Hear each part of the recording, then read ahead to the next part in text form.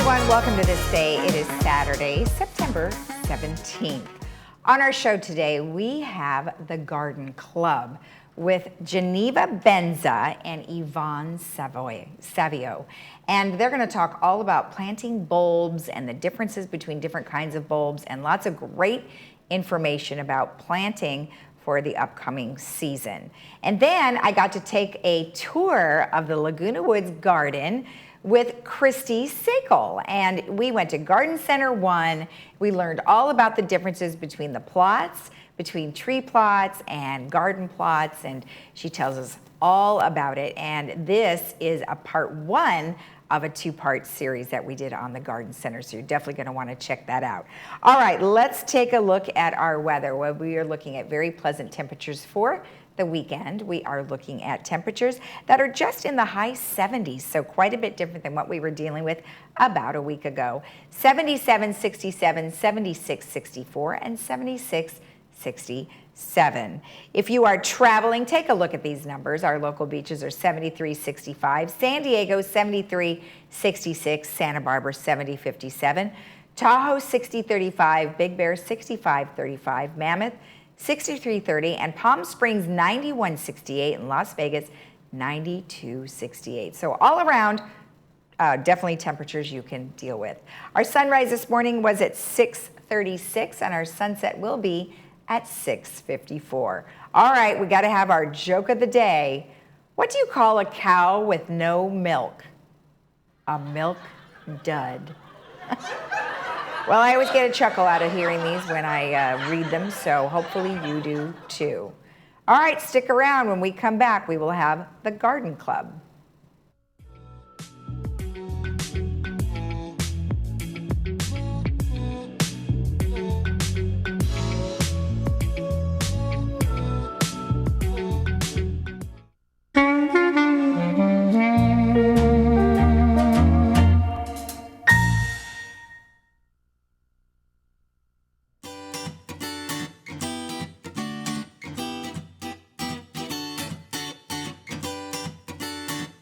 Welcome back. Well, today I am joined by Geneva Benza as well as Yvonne Savio, who is here on behalf of the Garden Club. Well, welcome both of you. It's nice to see you. Hi. Nice to be here. And so Geneva, of course, you are having an event that's coming up on September 28th, but before we get into that, and that's of course what Yvonne will be sharing with us, is tell me a little bit about the Garden Club. Sure. The Garden Club's our mission is to provide information about the garden spaces in and around our homes and to foster friendships among our participants. Okay.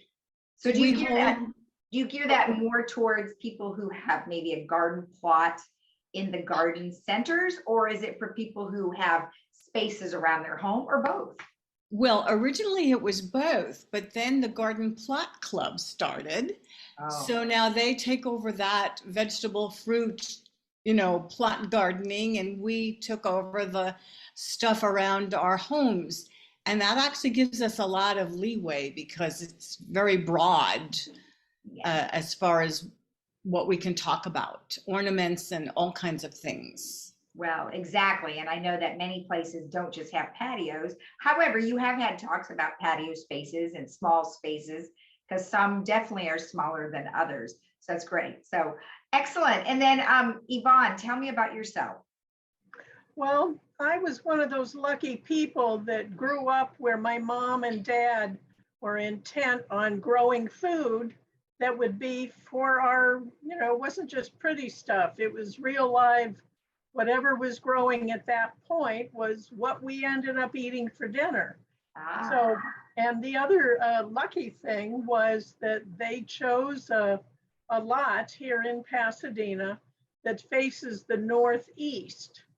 So what that means is that I get that early morning sun, but I don't get that beating, blasting sun in the late afternoon. So I definitely feel very lucky that that was the placement, because I always had friends on the other side of the hill who, ended up having to deal with that tremendous heat. And as we know from this last week's torturous heat, that is not such a good thing for gardens. No, and that's true. My sunflowers were very unhappy because I don't face that way, and so they did get the beating sun. So the poor thing Right. not happy. So that really started me on, recognizing the value of food, so to speak. But Yeah. more, as I found out, it was eating seasonally, as it's phrased now.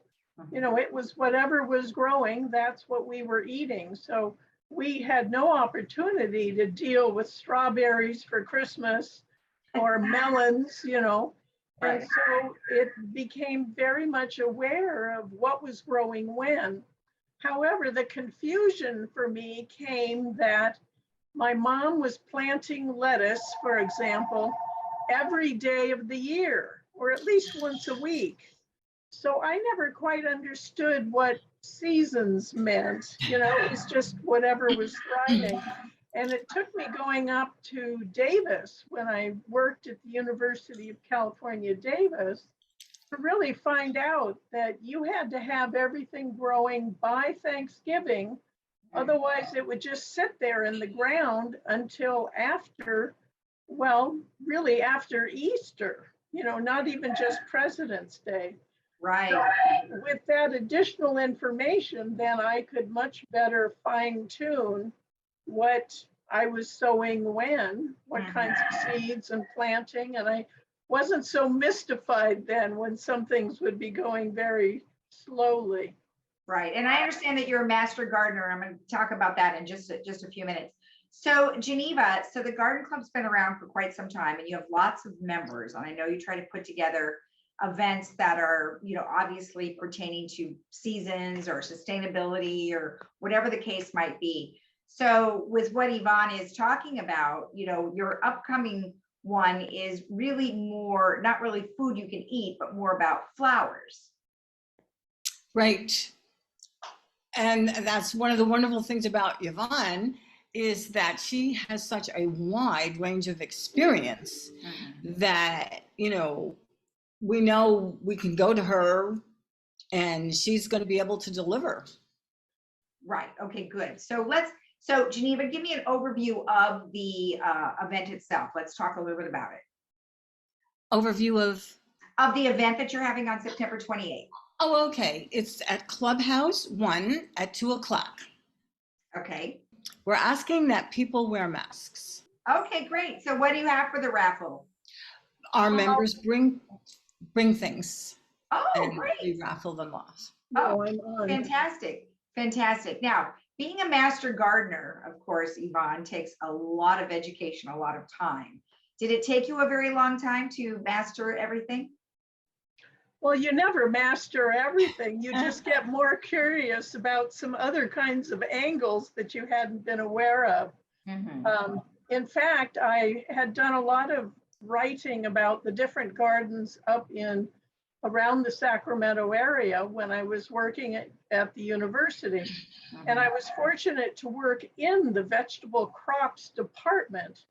And so I really had access to all this immediate kind of research and all that good stuff. And so I started writing like a monthly column. And the Sacramento Bee and the Reading Record Searchlight and the San Jose Mercury News were all interested in my material. So I reformatted that for them on a weekly basis or monthly or whatever it was. And so then with the Master Gardener program, our county had very little time available for one of the advisors to be in charge of the program. So a bunch of us that kept meeting each other at the one nursery in Davis, we decided we wanted to create a Master Gardener program. So we really developed the whole thing just by ourselves with the advisor from the university. And then when I moved down here, I was hired to restart the Master Gardener program in Los Angeles County. Wow. And so consequently, those first several years were just literally inventing the thing all over again. And we had at that time, the funding was to help low-income folks grow more food. And so it was very much, a food-oriented program. But of course, you got to have the pretty stuff in there as well. So Exactly. And I know you guys are going to be talking about the pretty stuff at this. So let's talk about what you are going to talk about. Bulbs. I mean, bulbs, I don't know, it's interesting. I had planted bulbs before. And so when they bloom and then they die, do you have to replant that bulb or does it come back? no, it depends on the kind of bulb. And also, down in Southern California, like tulips are not a good choice in terms of expectations that they'll come back. Because even what is called naturalizing bulbs, which means they separate and they multiply, most of those are not much good for us because we just don't have enough cold weather over the winter. When I was a kid, there were some, days when we would have a lot of frost, but over the last 10 years, certainly the last 5 years, it barely gets chilly. I don't even have to wear a coat anymore. Just a light sweater is sufficient. So that the bulbs are not happy. But other bulbs, you don't have to chill them first. You just plant them and they come up year after year after year. And that's one of the beautiful things about bulbs, not just the ones that we plant now for spring color, but the ones that you plant in the spring for summer and fall color, because they just come back. And so it's frankly one of the more economical things to plant, because you plant it once and it has its own little container of food. And as long as you keep it watered and then are aware of the time of year that they need to be dormant, which means no water, which of course we've provided no water for quite a while. Yeah. But they're a wonderful thing for gardeners, especially gardeners who are kind of mystified by why things work and why other things don't work. Well, and I would imagine that the bulbs also are great for small places because they are small and they don't require a whole lot of space, because generally they will grow upward rather than outward. So that's a great thing. So that can apply to just about everybody. I love it. Well, I think the information is great. And Yvonne, I'm sure you will have lots of great tips for everyone. So let's just recap when it is again. It's Wednesday, September 28th at 2 p.m. Clubhouse 1. Now, Geneva, do you want them to RSVP or should they just come? Just come. Okay, so it's members are no charge, but a guest is $5. If anyone wants more information, they can contact Geneva at 610-428-3775. Thank you both for joining me today. I appreciate it. Glad to urge everybody to come and chat when we're all there together. I love it. Wonderful. Thank you. Thank you. And we'll be right back after this.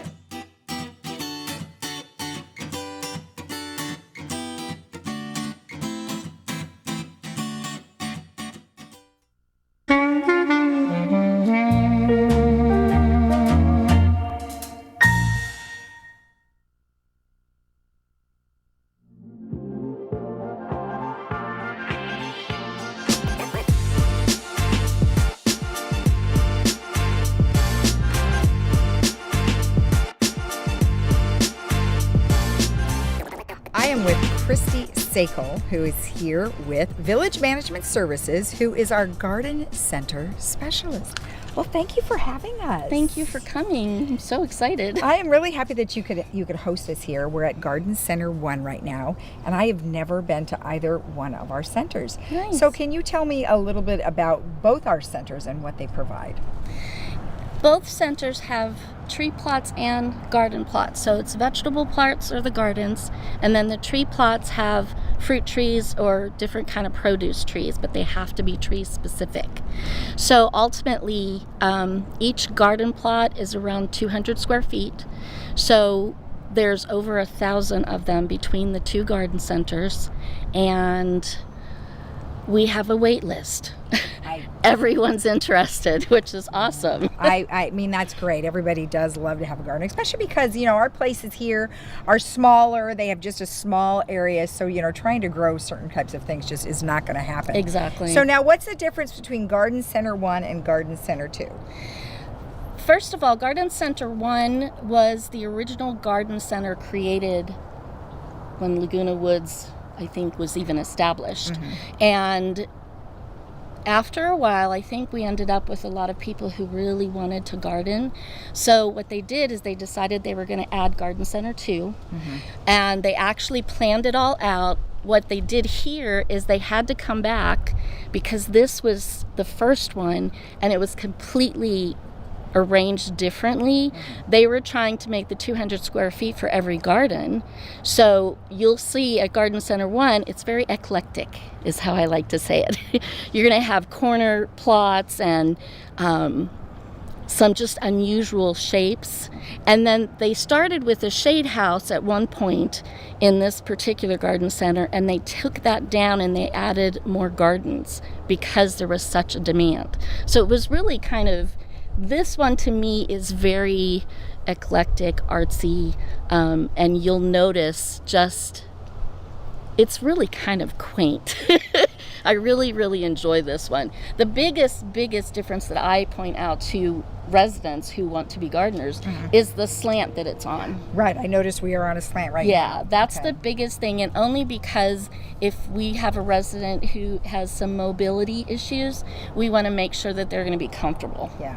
Okay. All right, good. And the other one, which we'll visit in just a bit, is Garden Center 2, and that, I think you mentioned to me early on, is that it's a grid-like, so it doesn't have as many different spaces. Yes. Okay. There's still some odd-shaped ones, but mostly it's very grid-like. Okay. So, yeah. All right, perfect. So what I'd like to do is I would love to see some of the gardens that are here, and we can just sort of walk around and pick out some that, Perfect. I mean, some look very full and others are not. I know we're in the heat of summer here, so of course some have already, dwindled away, but nonetheless, let's go find some good ones. Yes. All right. Let's go. Let's go.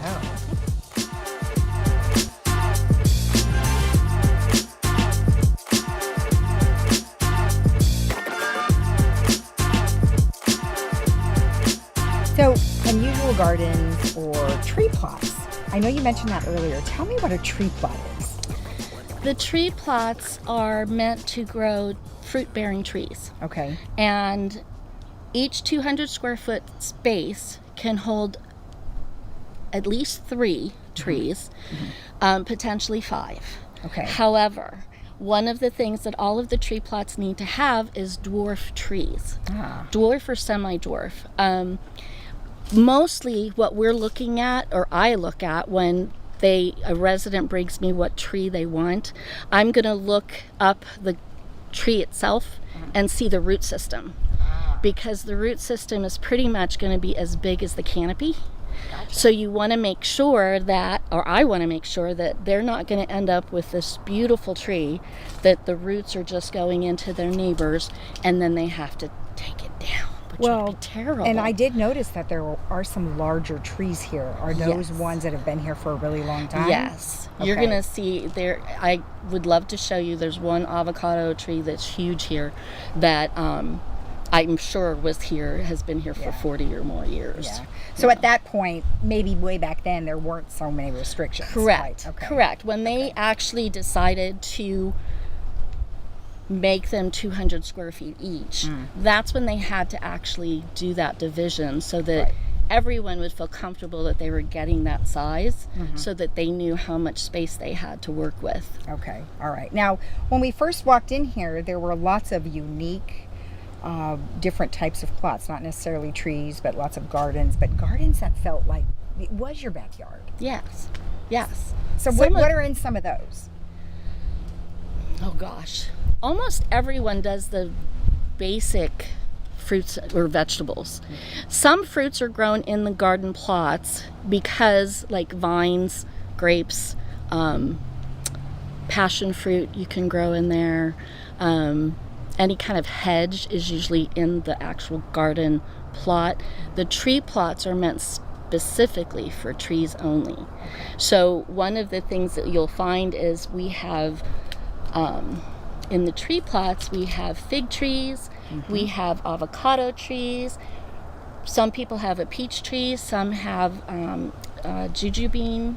I think it's jujubine. And gosh, I could name so many. Pomegranate, papayas.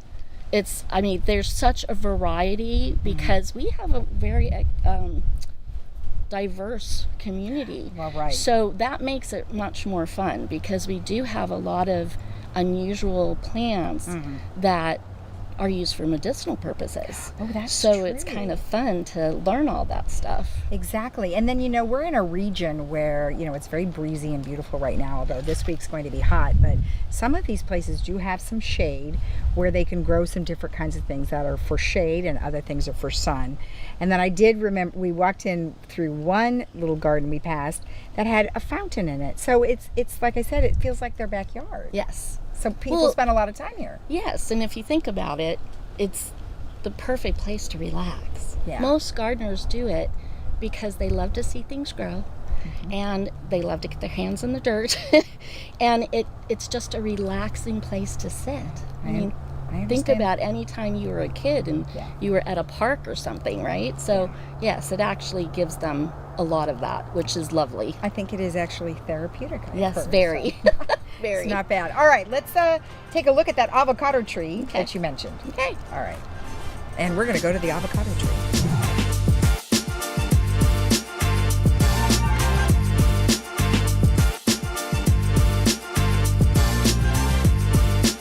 All right, so we found the avocado tree that you had mentioned. Yes. And it is rather large. And you can certainly tell by how wide the base is. Right.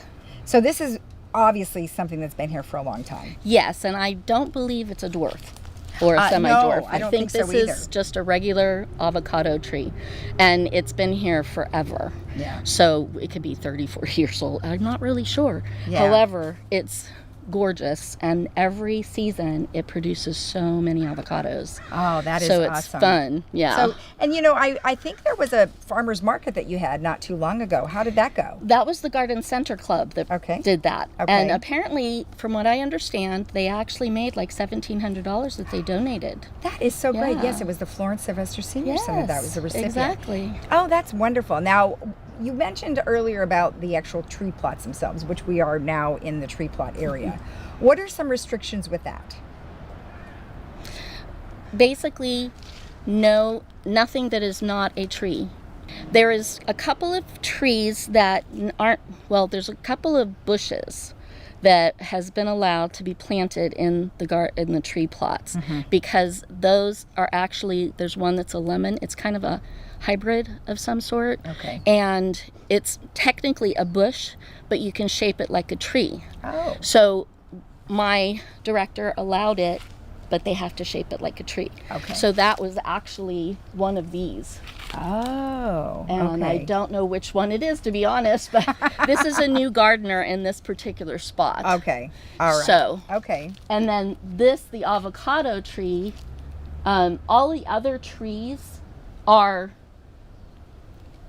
every tree has to be approved by the office, the garden center office. Okay. And again, like I said, I really am looking at the root system to make sure that it's not going to grow too big where we'd have to remove it because we really don't want to remove trees. No, that would be costly and take some time and yeah, you don't want that. Yeah. Okay. Just the environment, I really have a hard time with it sometimes. Yeah, well, especially here on this hill too would be kind of a problem. Yeah. All right, good. So now what I'd love to do is maybe let's pick out a couple of beautiful gardens that really show a lot of flowers or vegetables or something like that. Yes, absolutely. Okay, perfect. Let's go Thank find you. them.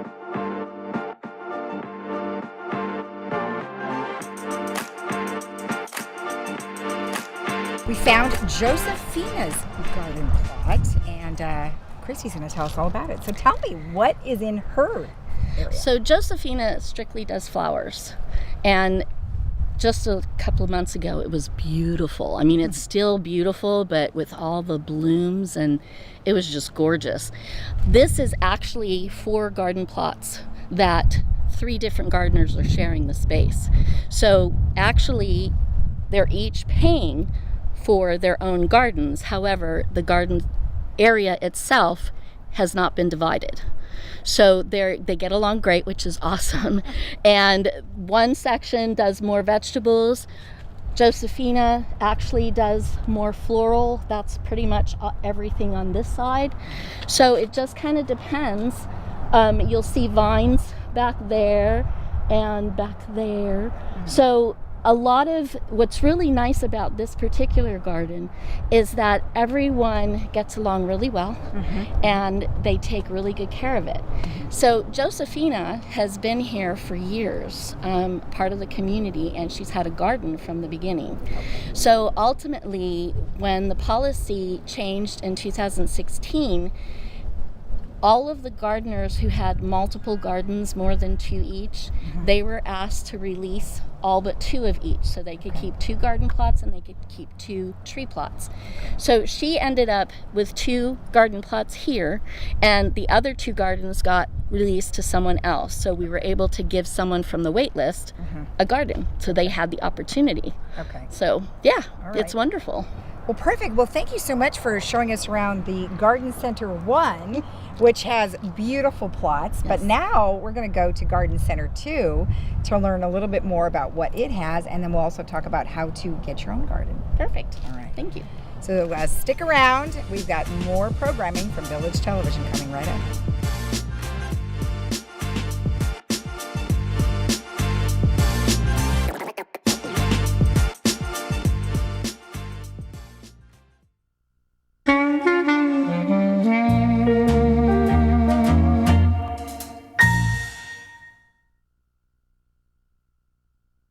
Village Television presents Friday Films, only on Village Television.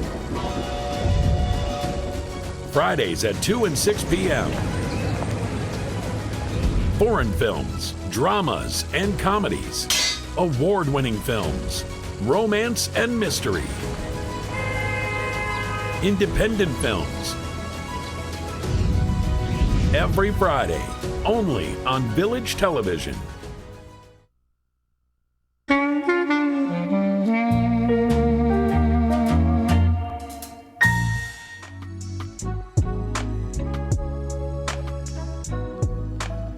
Our movie for today is called At Middleton, and it is a 2013 American romantic comedy film directed by Adam Rogers and starring Andy Garcia. All right, let's take a look at our weather before we head out to enjoy the rest of our weekend. We've got pleasant skies and pleasant temperatures this weekend.